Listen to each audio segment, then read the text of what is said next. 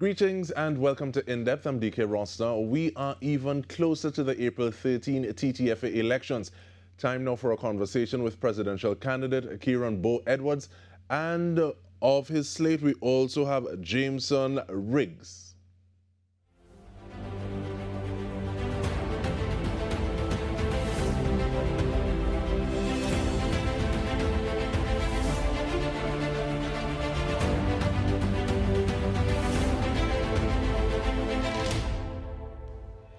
Thank you for making the time, gentlemen. Very happy to have you. Team Progressive is representing. But let me start off. I want to get a brief history of both of you. Thank you. I'll start with you, please, Mr. Edwards. I would have started in football. And before I start, good day to your viewers. Pleasure to be here. Thank you for the opportunity to have Team Progressive on your platform to share our views and our ideas in terms of taking Trinidad and Tobago football forward. Me and a bit of my background, I would have been a former national youth player, former club player, played with W Connection in the Youth Pro League, would have represented Northeast Stars for a little bit as well. Would have been heavy in my community in terms of football with Malabar FC, taking them to the Super League, where we played for a bit, but we are now back in the zonal level. I would have been instrumental in terms of the administration as well as the playing with Malabar FC. So that's a bit of my background when it comes to football. I'm an administrator. I was the former alderman in the Arima Borough Corporation. I have my own business. I have a couple of businesses. My background is really into recycling. I would have been responsible for the recycling of paper for Trinidad and Tobago for some years under Swim Call, with my company managing and sorting and running the management of paper recycling in Trinidad and Tobago. So that's a bit of my administrative side of things. All right, and we get down a little further into just now. But Mr. Rigues, please and thanks a little about yourself. Dike, again, thank you for having us today. I would have come on the scene at a very young age with Guaya United Football Club. We would have been a community minor league team per se, and we made the decision to enter into the Eastern Counties Football Union League. We won that, and our aspiration was not to go back and play in the same league, to win the same league again. So we made a decision to see what is out there for us. At the time, there was the Champion of Champion football tournament that we, based on us winning the ECFU, that would have qualified us for the COC, the Champion of Champion. And then we went into that, we won that, and we were propelled to the Trinidad and Tobago Super League. And we won that also in the first year. All that time I had been the manager, from playing on the field to becoming the manager of the Guaya United Football Club. And that is where I would have gained the nucleus of my experience in football administration, because it taught me a lot of things. I would have experimented in football at the time, especially with the crowd support and so on. And Guaya United could boast as being one of the clubs in the country with the most amount of crowd support to date. So, and to do that, there are many different facets in order to achieve that kind of yeah. So we'll ask about some of them facets, but what I really want to know now, Mr. Rigues, is why you decided to say, all right, I'm going to throw my lot in with you, Mr. Edwards. What is it about Team Progressive? What is it about the presidential candidate that made you say, yeah, I think this is where I'm supposed to be to help take football forward in Trinidad and Tobago?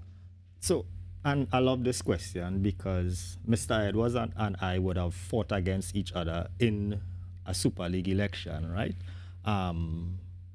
However, that time has passed, and I view Mr. Edwards' campaign as one for the grassroots folks in football, one for the membership, the people on the ground, in terms of the members have been fighting basically against the TTFA with not proper representation in terms of those folks who would have sat at the head table, and you have people like Mr. Downer and so on coming to bring representation in terms of what is supposed to happen and how it's supposed to happen and so on. And then you find that you have that top-down approach which is not always really appropriate. So you find that Mr. Kieron Edwards would have come on the scene and he would have laid out his intention to represent the membership and the wider stakeholders of football in Trinidad and Tobago, and that sold with me.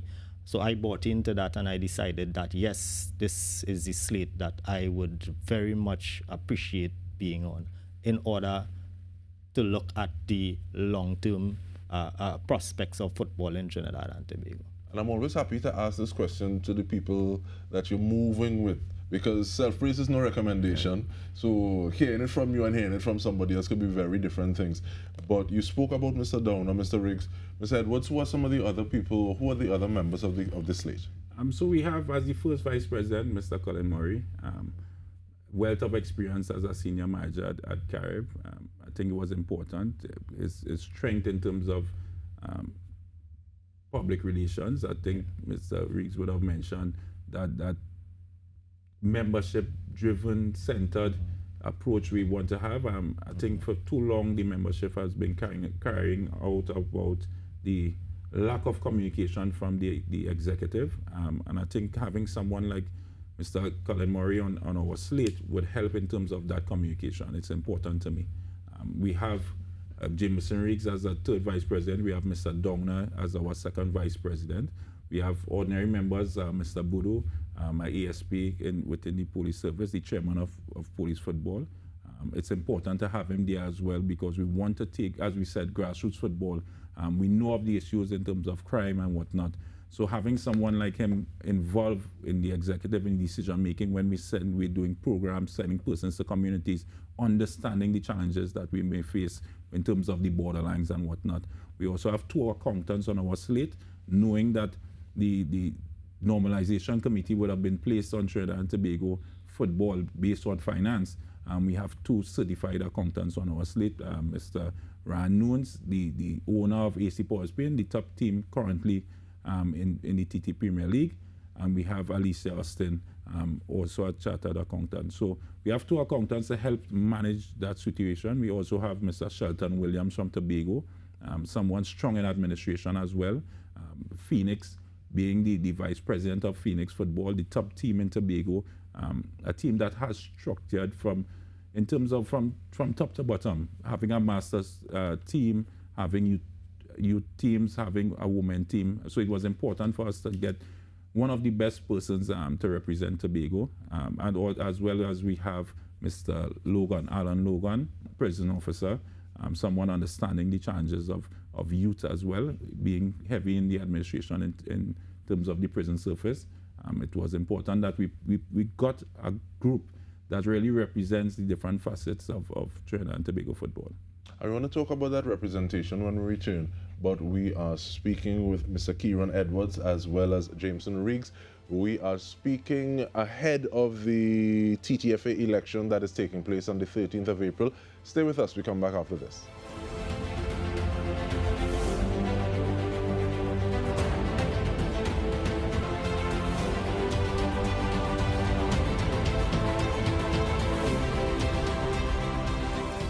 Welcome back. We are speaking with Mr. Edwards, Kieron Edwards, as well as Jameson Rigues, Team Progressive, ahead of the TTFA elections on April 13.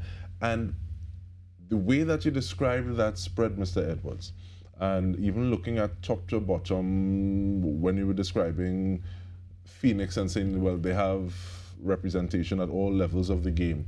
What are some of the things that are important to you? Is it a manifesto, a list of things that you want to, that you're saying, okay, well, if elected, these are the things that we're going to get behind? What are some of those points for you? So we have 2 approaches in terms of our approach to the management of the TTFA. So we have the manifesto, which currently is being circulated to the membership, which we went through with members when we met with them. But then we have a 100-day plan in terms of the stuff that we want to aggressively tackle.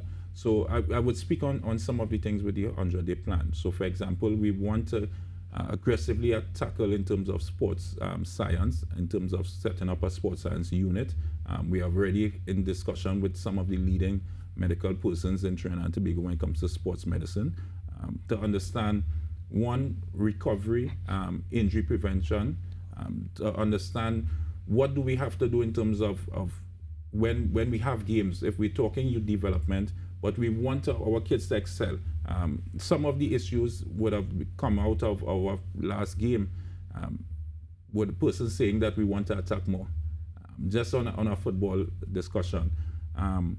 But the question is the ability of our midfielders to, one, defend in the way that our coach Angasif wants to defend, and then have the ability and the fitness and the wherewithal to then move on the attack within that same system. So it comes down to our development in terms of our mobility, our flexibility, all those factors. But those are things that you need to teach young. So within our sports science unit, all those things would be addressed, and that will lead into now our coach education. So our next major thing is coach education. It's not just about giving a certificate for coaches. So that's one aspect of it. They have to do that to say they're certified. But then we want to have regular meetings and bring persons to now raise capacity. So we will go through, we have a serious issue in terms of Trinidad and Tobago when it comes to goalkeepers. So we need to go through, sit with the keeper, with the coaches and say, all right, where are our deficiencies in terms of coaching? If it's midfielders, if it's strength and conditioning, we bring persons in to assist our coaches at all levels to now understand the weakness in terms of strength and conditioning, in terms of goalkeeper, in terms of maybe we're lacking goals for some bit with Trinidad and Tobago, in terms of how our forward play is and assisting in that, and letting the players understand transition in terms of attack and still having a defensive identity. So things like that in terms of our coaching education, those are very key areas for us within the first 100 days. And we have many more we will share with the membership as well. All right, and Mr. Rigues, I see you nodding your head. What are some of the things that you're really passionate about? Because you spoke about being on the field, you spoke about helping to drive that fan support. What are some of those things that you really want to say, okay, well, if I'm there as was the third vice president, what are some of the things that I'm really going to be behind? And you see, in my opening remarks, I would have mentioned where I really came from in the football, which is really the zone, the FA, and so on. And bringing back some life to the zonal football, the FA football, because, that is the foundation of football, and in terms of transitioning into a semi-professional and professional football. We need to harness the potential of the zonal football teams, the teams that are in the FA, because Guaya United would have been a perfect example in terms of that progression. And we need to build a proper structure around the zones, the administration, and how do we, assist them in terms of achieving their goals and keeping them relevant, and also, saying to the public that we need to rally around the community football, the clubs within the communities, and give them that kind of motivation in terms of propelling and moving from being a community team, a team playing in a FA, in a zone, to semi-professional football, professional football, the TT Premier League and that kind of. We need to show them, help them administratively, to really give them that push. So I am passionate about, working within the communities and really bringing back community football on the landscape into the football ecosystem of Trinidad and Tobago. Because it's Guaya, you say, It's Guaya. South is love, but at the same time, that kind of ties into something that I was hearing from someone else in terms of, it seems as though the areas where you have people playing football on a kind of formalized basis, it feels as though it's shrinking a little bit. So to where it's almost as though you find those things where you find more business. Right, and very well. And you see the rural communities, they feel disadvantaged in terms of the persons at the center apparently finds it hard to get in touch with those rural communities, those far-end communities.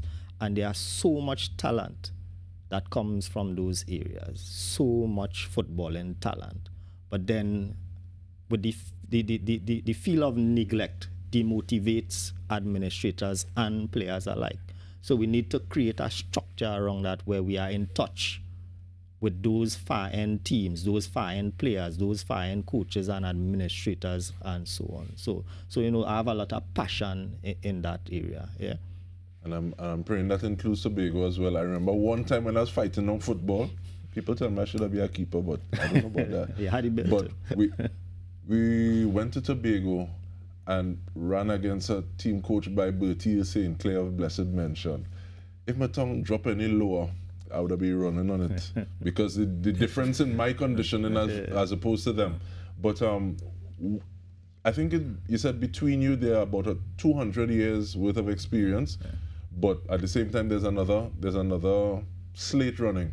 What makes Team Progressive the slate to say, okay, well, we're going to carry that mantle forward, we're going to do right by TTFA, and we should emerge victorious on the 13th, Mr. Edwards? Before I get into that, I want to just make a plug with the Tobago. You would have mentioned Tobago. And within that first 100 days, we have already engaged persons in Tobago to set up a satellite office.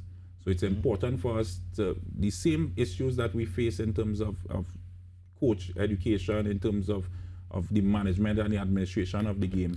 Tobago face those issues, and we would want to work with the TFA in terms of setting up a satellite office.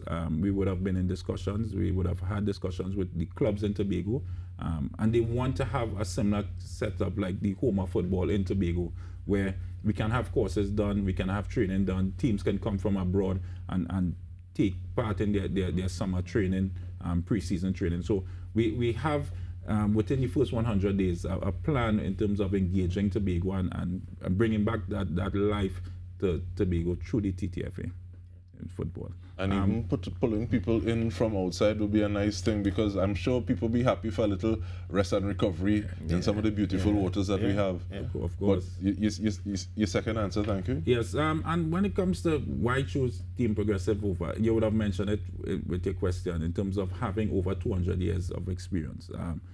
No other slate, well, there's only one other slate, and they cannot boast of having even close to that level of experience and competency in terms of the sport. As much as we have professionals within our slate, and everyone within our slate serves a different purpose, all of our slate would have been part of football.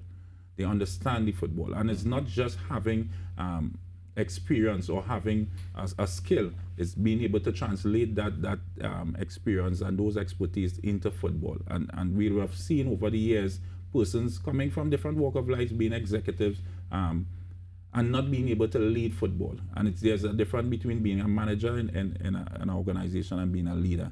And I think when you look around our slate, you'll see a lot of leaders. Jameson Rigues being the president of the Super League, and that league being one of the best run leagues in the country when they were active before the TTPFL. Myself being the president of Eastern Football Association, Mr. Dongna being the president of Referees Association for so many years, Mr. Colin Murray being the secretary at Queen's Park, one of the most strong institutions when it comes to football in Trinidad and Tobago, and the list goes on. So it's important in terms of bringing your expertise in life and transition it into the sport. And we're seeing other persons doing it and having a challenge doing it. And our slate, I think, is the example of what those experiences and translating it into football means. I think on that we're going to let it breathe, or unless you have a 30 seconds, Mr. Rigues. Well, I think that, in Trinidad and Tobago, this is a small country, and it shouldn't be difficult for all systems to be able to work together, right? I think we know this Team Progressive slate, we know what is needed, we know what is required, and we have been experiencing the downfall in football. And at the heart of our campaign is to move it from the downfall in terms of an upward trajectory. Yeah? All right, so we want to thank you very much, gentlemen, Mr. Jameson Rigues, as well as Mr. Kieron Bo Edwards. We've been speaking to potential candidates at the TTFA elections, well, actually candidates, potential the new slate, Team Progressive. But we want to thank you very much, gentlemen. And on behalf of the entire TTT team, this has been In Depth with me, Dike Rostant. Thank you so much for joining us.